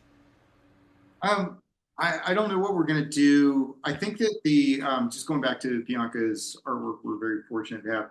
I think this is the best sounding and best looking release that we've ever done. It's finally something that kind of demonstrates, I would say, a certain maturity that where we should be at. So I love this, and we're going to focus on trying to do something with this release. Mm-hmm. I think that we are looking for opportunities to play in other cities. I wouldn't say I would be anxious to jump in a van and go Sure. on a tour, Yeah. but definitely, you know, major, you know, like any place that where it made sense. Sure. You know, we would love to do that. I think we have like a really good tight live set, which is not something that necessarily comes easy all the time. What we're doing with the electronics combined with, you know, live drums and So anyways, yeah, I think what we have something really good right now, but for the most part, we're just enjoying playing together, enjoying working on new music, and happy to have opportunities to reconnect with bands that we used to play with, like Love Gods and Leisure Suits that we toured with once. We'll be playing with them at Conduit May 16th. So that's really fun. What when it comes to your live stage setup, kind of what do you kind of bring? I mean, obviously you got the Moog Liberation. Are you adding any other, other keyboards, or you got backtracks? Like, tell me kind of how your live setup is set up. We got a new member. Yeah, we It's a little device. Yeah, so Good. yeah, it's kind of rapidly changed. The last time when we've been playing out, we started to introduce a laptop with visuals. So we're getting into video stuff, Yeah. and some supplemental tracks on a few songs from the laptop when the video's going. Yeah, yeah. But then, as Joe was saying, we got this new piece of gear that some people might know that was new to us, but it's this BB. We call it BB. And basically, we've programmed in all the bass tracks to free up Josh to do whatever he wants to do live. Yeah, yeah. So it adds, because we don't have a dedicated, like, say, bass synth player, and these tracks, the bass is getting faster, and it really would be very taxing for a human to play it. So we've got that, and that brings in opportunities for us to add some of the backing tracks from the album. I have a Prophet Rev 2 keyboard that I love, that we pulled out for one show, but it's kind of a beast to carry along with the other beasts. Yeah. I mean, we're not like Pink Floyd, like we Yeah. can't be like have all these road cases of gear. Yeah. So I think that the very lightweight B beat Mm-hmm. is perfect for us. I mean, Yeah. Joe's in charge. He's in It command. allows me to listen to the quick track of the Okay. song, so I can walk in To the with the bass. tempo. Mm-hmm. It's a multi-out device. Yep. So you can assign however you want to assign the outputs. So we have the bass line going out on one individual output, and then our stereo backing tracks on a separate output going to the house. Mm-hmm. And then on the interface, I have the various levels where I can adjust the volumes myself. So it's just really great for the user who's using it, to allow to dial in their volume levels with the quick. It allows us to play our video. It's got an HDMI output, so we can store the video file inside the unit. Syncs it up. Wow. Everything's Yeah. in sync. So Yeah, it's and it just really basically puts a show together for a band that utilizes technology all in one little small footprint. Standalone, It's yeah. really cool. amazing. It's the big thing for us is that it syncs up the video, and we can run the bass. As Joe says, it's a new member, because we actually, at our rehearsal space, we have a bass amp. Yeah. Core bass amp, and we run that single output as if it is a bass keyboard is there, and that thing's cranked up, so we can feel it. So we're not running everything through the house. So it really kind of it gives the damaged sound of a freestanding bass, and then the backing tracks, which are kind of like typically like stringy, kind of like more pad. Sure. Those can be pulled way down, but Joe can hear the click. So right now, the way we're doing the show is it's in two halves, and the first half is new material. Yeah. That is very visual, and then at a point after we finish that, then we go off the device and we're back to a 3-piece hardcore band. Yeah. And we're not using any kind of technology. We go through, like, You've Got Your Head Up Your Ass, Radio Shack You Suck, which is one of our a fan favorite song. Jaywalk, which is off the 7-inch, which is our most primitive track. We always laugh. It's like the toddler of electronic music. So so we kind of go off the rails with the second half of the set, and there is no sequencing or anything. We just play hardcore. So that's how we're doing it now. That's so badass, because it's really cool where it's like, you're because I was going to ask about the set list, where it's like, so you just go, okay, here's sort of the modern Damage, here's everything you got between modern world and how to talk to humans, and then it's like, okay, let's go to the old stuff. Let's start busting out, everything from synthology and Euphoria and everything like that. That's so cool. That's neat. You guys, man, that's exciting, man. I think the I hope. crowd is really going to like it. It's a really tight. It's really tight, and the first part, it's all programmed. Yeah, There's like no gaps, sure, and so we're really practicing a lot because you have to kind of like be of ready to course. do your settings and all. Yep. And it's really fun. So it pushes you. By the time you're past that, it's like an intense, like 15-minute workout, and then everything else is just like if you make it through that, Yeah. you're just. I feel like you're just like, all right, let's play Radio Shack Inside. It's like everything is so much easier, Yeah, and so you're really kind of into a more relaxed groove. And those songs, I mean, people haven't heard that when we play them live, they're so fast. yeah. I challenge anybody to. I don't think anybody plays synth punk at that speed. I just Right. can't. I think that's what stands you guys out, where it's like, again, you were able to kind of bring that sort of like hardcore fastness to, with playing, the synthesis, especially that Moog Liberation. That thing is heavy and it's bulky, and trying to, oh man, just trying to like, like it's got to be just like, and what's great is that you're like, you guys have gotten a lot older now, and you're just like still feeling like the muscle memory and shit like that. Like that's got to be something else. Yeah, you play an instrument like that for so long. It's really a lot of part of the composition process, and it's always really natural for me.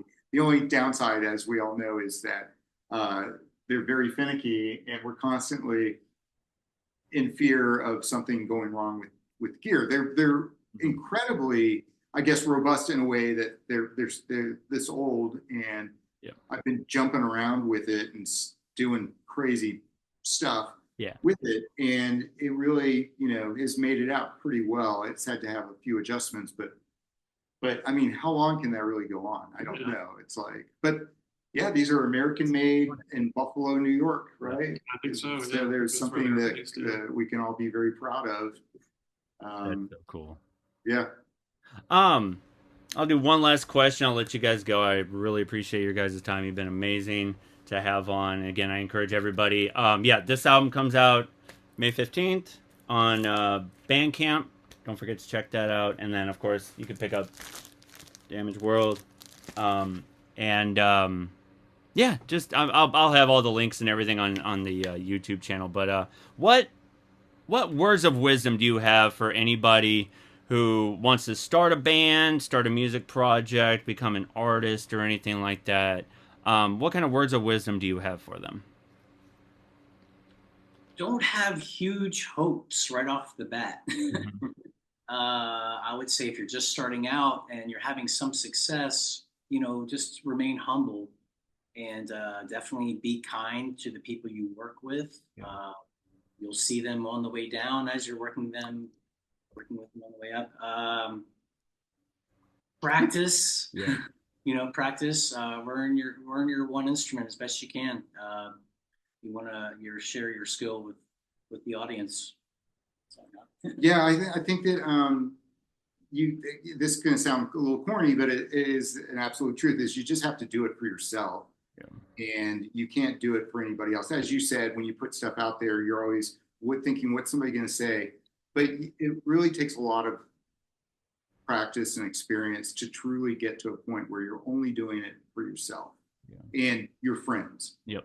And be happy to what you're doing, and stay true to that. And then I tell my kids who do not play instruments at all, which is the weird. I always had synthesizers around, but I always tell them, I said, you should learn how to play an instrument because you'll have something to do for the rest of your life. It will bring you joy.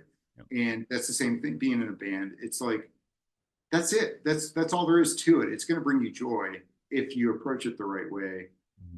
So that's the main thing. The other thing is I'm a big fan of just being stupid about it. Just don't like overthink it. Just be naive. Just don't be afraid to do like the stupidest idea that you know that it's like, I really want to do this. And well, nobody else is doing that. Well, that's when you know you're really onto something. You stole my answer. I Oh, was going I'm to say sorry. no, it's fine. It's so I'll let Mike speak for the two of us. But yeah, I think there is springboarding off of what Mike is saying. Yeah, there is real artistic value to be found in not knowing what you can't do or not knowing what you're not supposed to do. And there's a certain, I think, originality that can only come from embracing that naivete. Yeah, and we live in a time where it's, you know, you got AI, which is like, you can tell if something's AI, and you can tell when something's kind of cookie cutter or something's just a copy of a copy or something like that. And when you bring your own, like, you can tell when it's like your own sense of originality to a project, and you go, oh, okay, there's a lot of heart to this. You know what I mean? And it's, Yeah.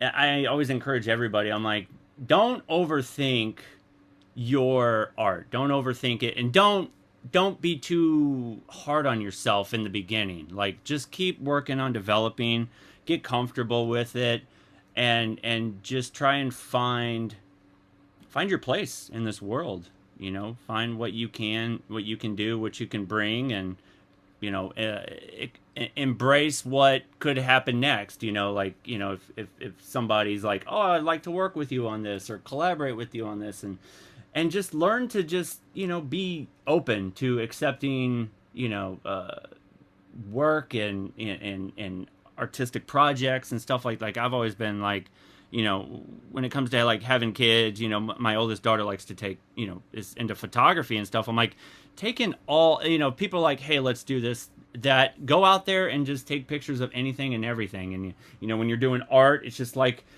if you got a crazy idea, just go at it full steam ahead. And I think, you know, David Lynch said it better, where it's like, you should embrace an idea as a gift, no matter how crazy it is, how weird it is, how simple, and take it and develop it into a universe.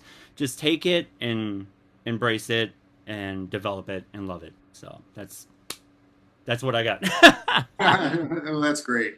So thank you guys so much. I really appreciate your time. You guys have been great. I will go ahead and let, you know, everybody go to the description in the video and get their albums. Follow them on social media, on Instagram, I think Facebook. Are you guys doing TikTok? Or are you just kind of like, nah? We do not. I don't know. Okay, that's fine. Fair enough. No worries about that. So, and then yeah, just follow them on socials and kind of stay up to date on everything. And again, when How to Talk to Humans comes out, check that out. It's amazing. Please buy it on Bandcamp. I always support every artist that's on my podcast to go to their Bandcamp page, check out their music, buy it, invest in small bands and you know, independent artists and everything like that. So Damage, thank you guys so much for your time. I really appreciate you guys. Have been an amazing guest to have on my podcast.